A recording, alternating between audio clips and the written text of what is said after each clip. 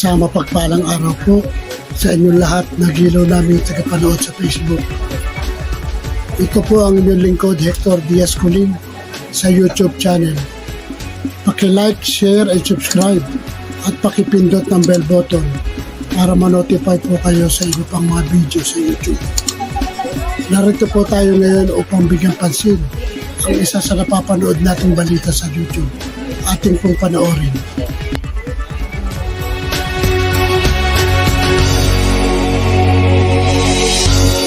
We are now joined by Deputy Minority Leader Senator Risa Ontiveros, who is also one of who has been very vocal about her desire for the Pogos to be banned. Ma'am, good evening. Thank you very much for joining us. Thanks for inviting me, Victoria. Ma'am, congratulations. You've been hoping for this announcement for a couple of weeks or maybe probably years now. What was your reaction when the President announced that position on Pogos? I was very relieved and of course very glad kasi there was a certain point, akala ko patapos na si Presidente sa SONA nila. And incredulous ako na hindi niya babanggitin ng Pogo. Tapos biglang sa huli pala, inanunsyo niya yung banning ng Pogos effective today, winding down ng Pogo operations hanggang katapusan ng taon, at paghahanap ng alternatibong hanap buhay, disenteng trabaho sa some tens of thousands sa mga kababayan natin na nagtatrabaho pa sa Pogo. So, malaking tagumpay ngayong araw sa mga babae at bata na nagsumbong laban sa Pogo, tagumpay sa mga whistleblowers na nagsumbong tungkol sa Pogo, tagumpay sa over the months dumaraming mga government agencies na nakipagtulungan sa amin tulad ng PAOK, yung NBI, at iba pa. And I think tagumpay sa lahat nating mga Pilipino na mga kababayan, mga netizens na talagang sumubaybay dito at talagang idinagdag ang kanilang mga boses na ayaw na natin sa Pogo. Huwag nating kalimutan yung mga government officials na nagsalita na rin itong nakaraang mga linggo, ang Finance Secretary, ang NEDA Director General, pati yung mga business organizations na nagsalita laban sa Pogo. So, malaking tagumpay po para sa ating lahat ngayong araw. And ma'am, you said napatayo kayo kanina, which was the first time? First time, I stood up to clap for the President. Well, yung una, earlier tungkol sa West Philippine Sea, pero dati na yon, isa sa ilan na mga policy areas na magkasundo kami. Pero this one was the first time for me to stand up and applaud at SONA dito sa kanilang desisyon laban sa Pogo. Ma'am, do you think the government can solve the problem, can eliminate Pogos by the end of the year? I think that's a good timetable. Ideally nga, ngayon na, di ba? Pero at least sinabi nila may full stop by December 31, 2024. And kung kaya ba itong gawin ng gobyerno din kasi ang nagbigay daan sa Pogo eh. Panahon ni Duterte, practically nag-open door policy siya sa Pogo.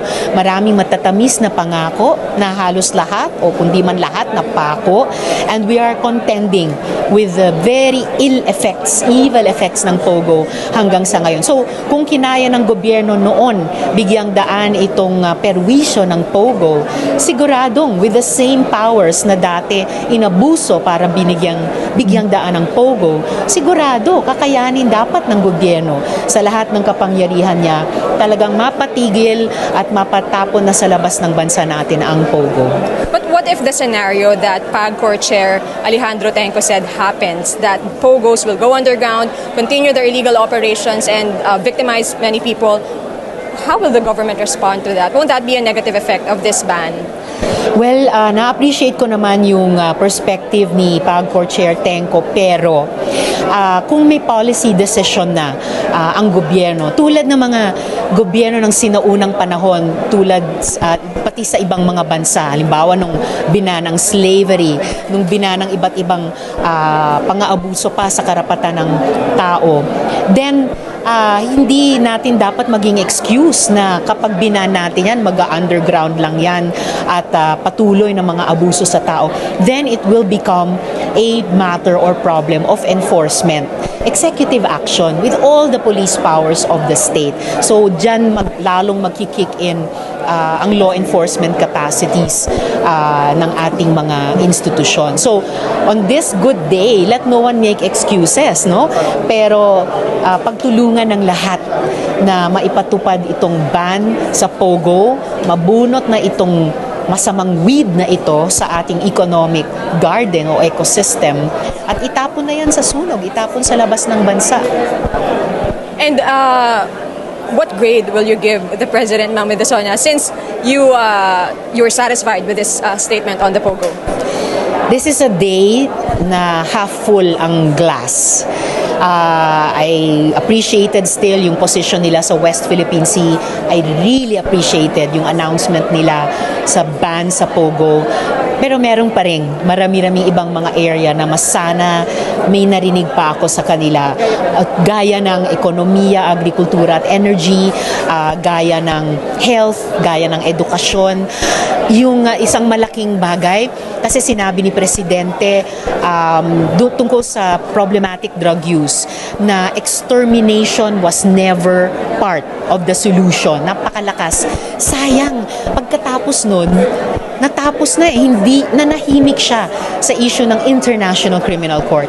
Kasi kung extermination was never part of the solution, dapat papanagutin si Duterte sa extermination na ginawa niya sa tens of thousands na mga kababayan natin at pangungulila ng tens of thousands na mga pamilya.